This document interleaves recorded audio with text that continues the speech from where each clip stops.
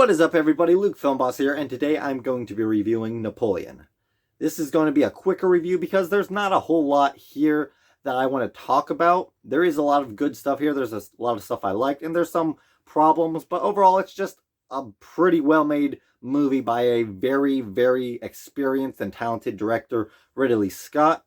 It's not one of his best films, but it is a very solid film, both narratively, visually. I think this movie could definitely at least be nominated, if not win some Oscars for like production design, visual effects, costumes, hair and makeup, all of those technical aspects. This is definitely that kind of film. Ridley Scott captures the epicness of the wars, the battles, and character-wise, I like Joaquin Phoenix's performance as Napoleon.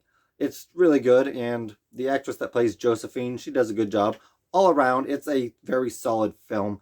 Once again, narratively, it works. I think that there was some things that held it back, and I don't want to spoil things, because if you don't really know the story of Napoleon, there is things here that are important to the plot that might, surprise people, and if it's spoiled, it might ruin the emotional impact. I don't know. But there were some good emotional moments here, and it definitely has to do with the relationship between Napoleon and Josephine. And it's also a very complex and kind of weird relationship. It's a real story, so they kind of have to stick to the way things went. But it is filmed in a way, I'm not sure how much of the actual conversations are based on historical, events.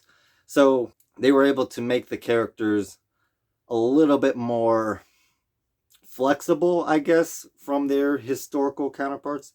I, once again, don't know too much about who Napoleon was as a person. I know some of the historical events that take place in this movie, and those are cool to see. I like how the movie gives you dates and locations and all of that stuff. It helps you follow along, but also because this is kind of like a movie about Napoleon's biggest moments, you kind of are jumping from time period to time period, which does definitely take some of the emotional connectivity out of it. But yet, I think because of Josephine and Napoleon's relationship, there is enough connective tissue there to make the movie work. Once again, it doesn't work extremely well. It does get a little bit emotionally stale at some points, especially towards the end. I think that because they were trying to tell like a full story of Napoleon's successes as a general and then his failures as a general, they wanted to tell that story. I think that because of that, it kind of undermines some of the emotional moments between Napoleon and his wife Josephine and some of the drama that happened there. But overall, when that relationship stuff is going on, that is definitely a strong point of the movie. Once again, I think the battle scenes and all of that general stuff, that's very good. It's very worthwhile, worth being in the movie. And there is some interesting things that the movie does with that. And I think it works in a way because of how the writers connected both of those elements. They connected both Napoleon's relationship with Josephine with his love for France and his love for being a general and trying to protect the people, which ends up at first he was doing a really good job, and then he kind of gets over his head and it ends up being really bad. But it's very interesting to see just how his love for Josephine was at compromise because of his love for the nation of France as a whole, and he kind of put France as his first love, and Josephine kind of came second.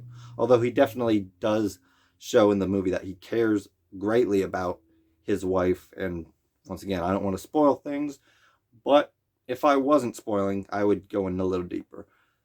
Basically, it does have this connective motive for Napoleon, where he's kind of got at this internal struggle inside between, is he going to do everything he can for France, or is he going to sacrifice that for Josephine? And once again, I don't want to spoil how that all turns out, but it's very interesting to see. And then towards the end, that kind of gets lost, but I think that there's some interesting elements there that still connect to that, struggle of Josephine or France, and you'll see how that kind of unfolds if you watch the movie. Overall, the movie was solid. I liked it.